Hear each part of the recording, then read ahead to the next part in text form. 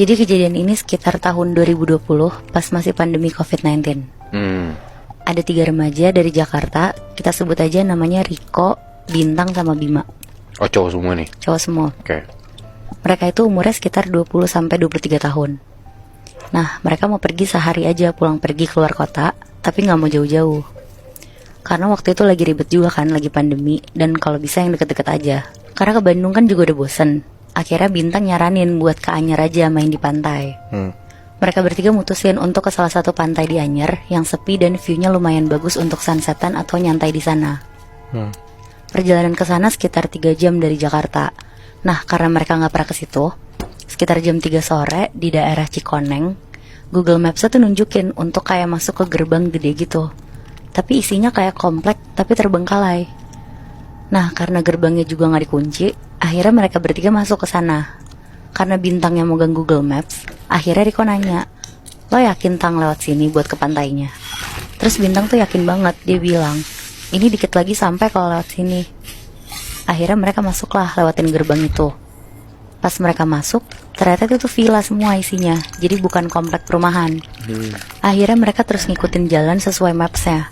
Tapi Bima di situ bilang, "Kok perasaan gue nggak enak ya kita kesini? Nggak mau cari pantai yang lebih ramai aja." Tapi si Bintang tuh kok aja mau ke pantai ini karena alasan sepi dan katanya tuh bagus. Jadi kondisinya tuh Moebi, kanan kiri tuh villa, dan rumput-rumputnya tuh kayak udah panjang semua, kayak nggak keurus. Enak, berarti ini mereka lagi di semacam villa-villa gitu, yang mana setelah ngelewatin villa ini mereka sampai ke pantainya. Iya bener. Oke. Terus. Nah, pas lagi jalan pelan-pelan sambil ngeliat kanan kiri, Riko yang lagi nyetir tuh ngeliat dari spion kanannya dia ada nenek-nenek pakai kebaya merah lagi jalan sendirian. Berarti posisinya di belakang mobil dia itu kan nenek-neneknya. Tapi sama Riko tuh nggak terlalu dipikirin karena ya mungkin nenek-nenek ini tuh mau ke arah pantai juga. Nah, pas Riko lanjut jalan ke depan, terus dia mau belok ke kanan, otomatis dia lihat spion kanannya kan. Nah, pas dia lihat, nenek-nenek yang tadi jalan di belakang mobilnya itu tiba-tiba kelihatan di spionnya lagi duduk di belakang mobil luarnya. Jadi karena mobil Riko ini sedan, Moy, ada space kan kayak bagasi gitu. Nah, nenek-neneknya tuh duduk di situ sambil senyum-senyum lihat kanan kiri. Kebayang nggak? Jadi di atas bagasinya sedan gitu? Iya. Wow. Nah, itu tuh Riko kaget banget sampai banting setir ke kiri. Tapi nenek-nenek itu bener-bener masih duduk nempel aja di atas bagasi mobilnya. Wow.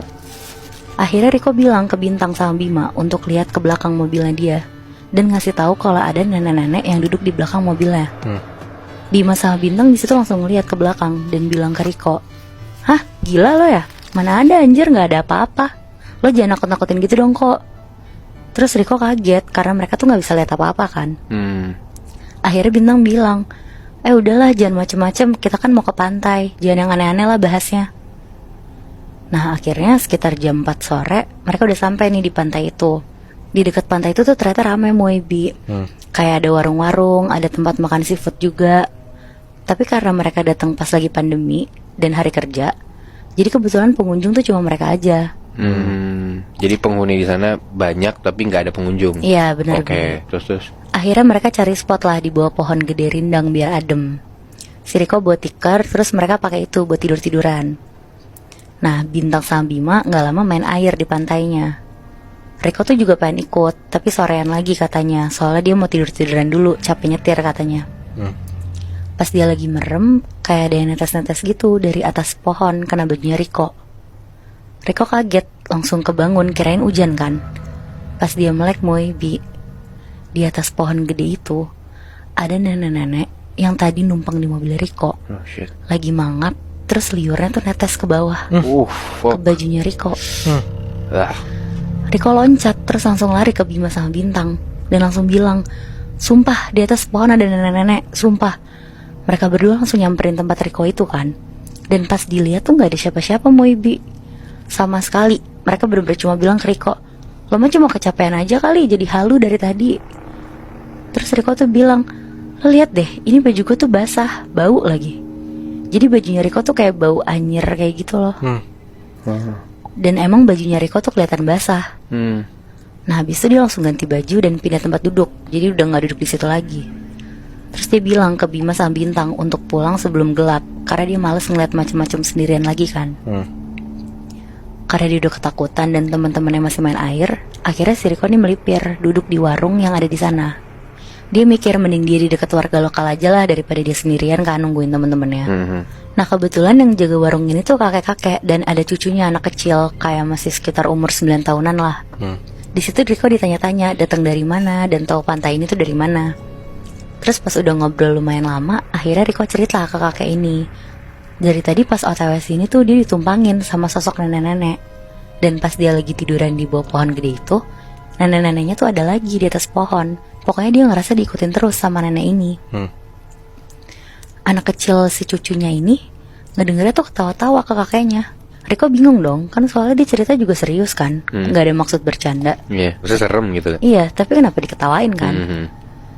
Nah karena dia diketawain kayak gitu, akhirnya si Riko tuh jadi males dan jadi diem aja bengong sambil ngeliat ke arah pantai. Nah gak lama, dari arah samping kanan Riko datang nenek-nenek yang tadi dia lihat ke arah warung yang didudukin Riko. Jadi Riko kayak duduk di kursi kayu gitu yang ada mejanya juga di depan warung itu. Nah kebetulan si nenek ini tuh juga duduk di sebelah Riko. Sebelah banget. Sebelah banget Moy. Anjir. Tapi Riko tuh pura-pura gak lihat ke arah nenek itu dan ngelihat ke pantai aja sambil deg-degan. Riko tuh berusaha ngelihat pakai ekor matanya Riko loh Moibi ke arah nenek ini. Nah pas kelihatan si kakek warung ini tuh ngasih segelas kopi hitam.